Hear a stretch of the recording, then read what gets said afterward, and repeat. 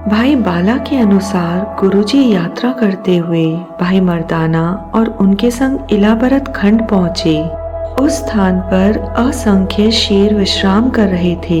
ऐसा दृश्य देख भाई बाला और भाई मर्दाना डर गए। गुरुजी, ये कैसे स्थान पर हम आ गए हैं? यहाँ तो सिर्फ शेर ही शेर हैं। गुरुजी बोले, मर्दाना घबराओ मत, तुम रबाब बजाओ, यह सब तुम्हारे चरणों में नमस्कार करेंगे। गुरुजी के कहने पर भाई मर्दाना ने रबाब बजाया।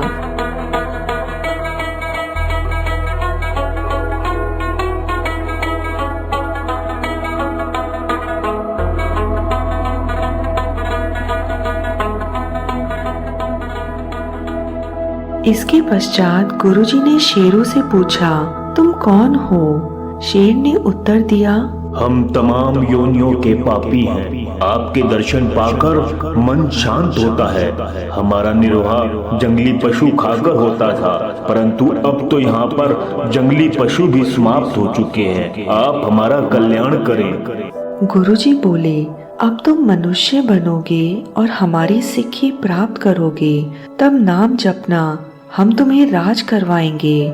जब तक तुम्हारा आपस में प्रेम रहेगा तब तक तुम राजा रहोगे। जहाँ तुम्हारे बीच मनमुटाव होगा तब राज्य जाता रहेगा और फिर तुम आपस में लड़ मरोगे। इस मनमुटाव के कारण तुम नरक के भागी बनोगे। यह कथन कहकर गुरुजी वह स्थान छोड़कर आगे को निकल गए। सतनाम श्री वाहिगुरु। जिस मर्जाना नामक व्यक्ति को श्री गुरु नानक देव जी ने मर्दाना बनाया, उस भाई मर्दाना की आखिरी सांसें श्री गुरु नानक देव जी के सामने ही टूटी थी। श्री गुरु नानक देव जी के बचपन के साथी भाई मर्दाना जी गुरु जी के हमेशा अंग संग रहे। उन्होंने गुरु साहिब के साथ देश विदेशों की लगभग 40,000 किलोमीटर की यात्रा की।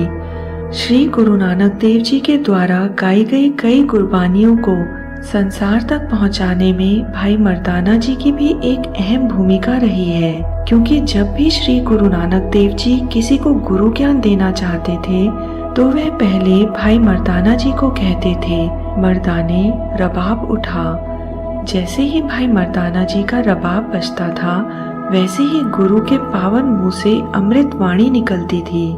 जहाँ भाई मर्दाना जी को गुरु साहिब की वाणी को लगभग 19 रागों में गाने का शर्फ हासिल है, वहीं उन्हें गुरु नानक देव जी के दरबार में पहले कीर्तन करने वाले का सम्मान भी प्राप्त है। यह मान सम्मान भाई मर्दाना जी तक ही सीमित नहीं रहा, बल्कि उनकी कई पीढ़ियों तक चलता रहा। गुरु अर्जन देव जी तथा गुरु हरगोबिंद साहिब के सामने कीर्तन की सेवा करने वालों में इनके वंशज भी शामिल थे। इस धरती पर जो आया है उसका जाना तो निश्चित ही है। भाई मर्दाना जी जब गुरु जी के संग अपनी चौथी उदासी पर थे, तब उन्हें अकाल पुरख का बुलावा आ गया।